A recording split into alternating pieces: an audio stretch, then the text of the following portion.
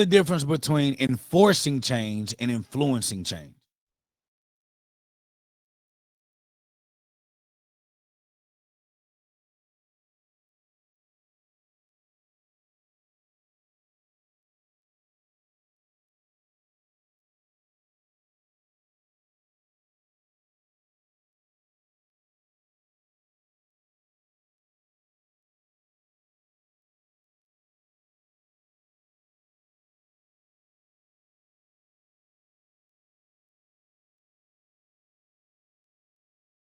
What's that difference? What's the difference in enforcing change versus influencing change?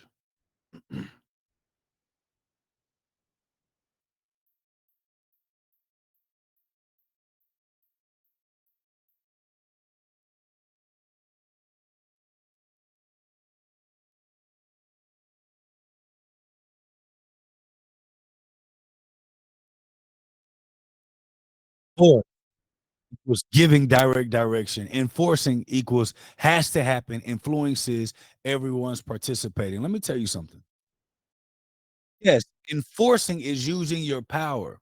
But if you have a large portion of your organization that doesn't agree with what you're enforcing, it actually is causing people's trusting you to actually separate and eventually dissipate. We talk about trust. That's why we have the hand in SIPs. If you ever look at our logo, we have the hand because that's full of trust. As you pull me up, I hold your hand and vice versa. We're connecting in departmental change. Power from an authoritative position. Yes, it does make people move. And yes, you can get people to do what you're telling them to do while you're, if they're not fully bought into it, they're not going to do it with the same zeal that you want them to have. They're not going to have the same level of commitment and excitement with creating that change. They're just going to do it because you told them to do it. And every time you tell them to do it, it's just going to give them anxiety, make them tense up.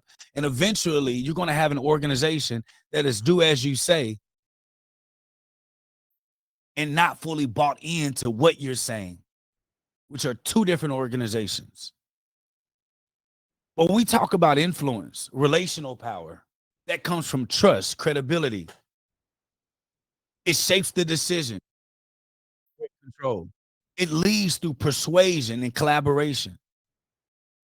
In authority, people comply because they must. But authority ends when the title is gone. Authority ends when your title is gone.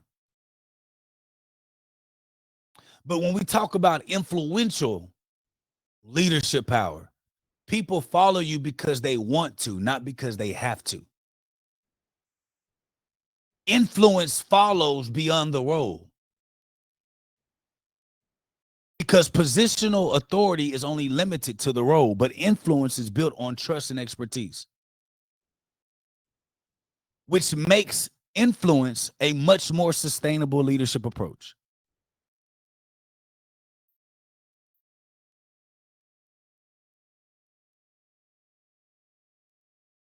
The question again is, Dr. J,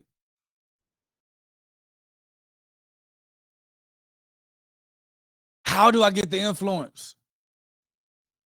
Because if you all haven't noticed, there's only a limited amount of slots available to get in a position inside of an organization where you have full authority to make a decision and it happens because you said it. Not too many people in the world that has that type of power to enforce. So everyone has to learn how to operate in what I call leadership in the gray. It's not necessarily black and white. It should be this, your position should be that. It's how can I lead in the gray? Get people to buy in, get people to say yes, get people to believe, not just in me, but believe in what I'm saying and how it values and how it creates value for them too as well. Because in healthcare, in order to lead with influence, the first thing that you have to know, write this down, is understand that being in healthcare is absolutely a team sport.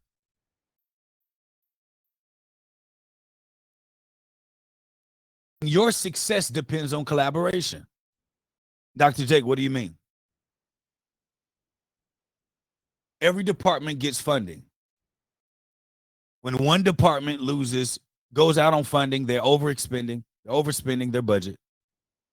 The hospital then has to find whose budget, whose funds, whose reserves they can tap into to ensure that your department or another department gets what they need if it is absolutely an emergency. So a lot of the things that we're asking people to think,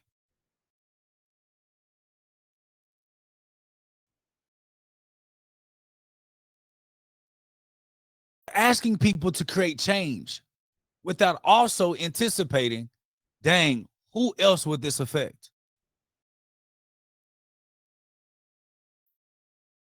Learning to get buy-in from all of the players that the decision will affect ahead of time.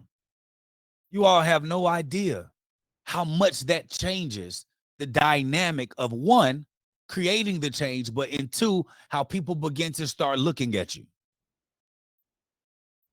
Leadership is not a passive position, and it's not an aggressive one either.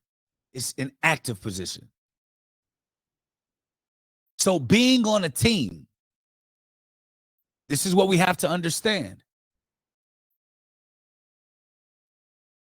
Every one thing affects the other person. On a team, every team has stars. If you're expecting to be a leader of influence, you must be the star on your team, but it doesn't mean that the world revolves around you. You have to find a way to advocate for people around you as you continue to grow. A lot of people in the SPD lack direct decision-making authority. You may be a director of SPD and still can't sign. We've seen that all across the board. VPs of SPD still can't get anything signed. When we talk about sterile processing and a frontline knowledge of patient safety risk, workflow inefficiencies, and compliance challenges, also what you must consider, and we'll talk about this a little later in the training, is that just because something is your day-to-day, everyday job, when you're talking to your upline or you're talking to your executives, your department isn't the first thing on their mind every day, although you would want it to be, right?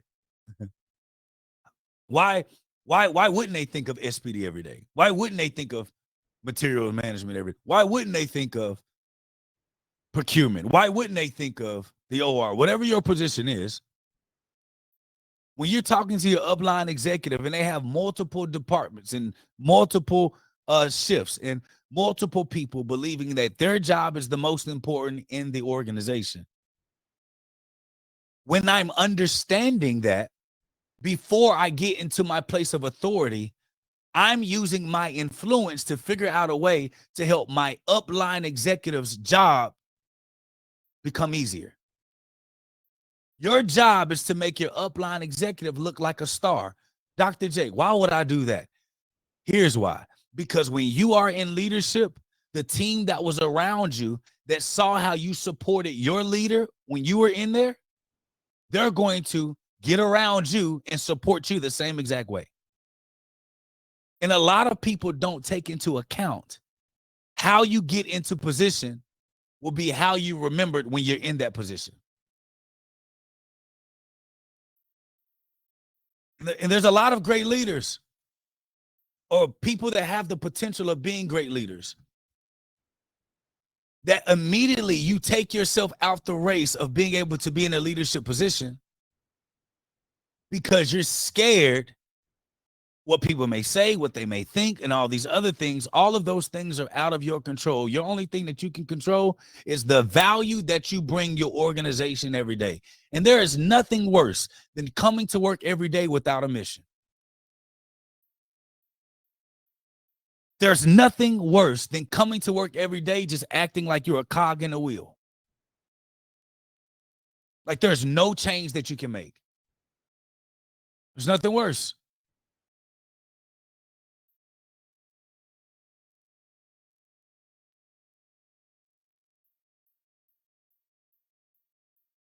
trying to learn how to solve a problem. That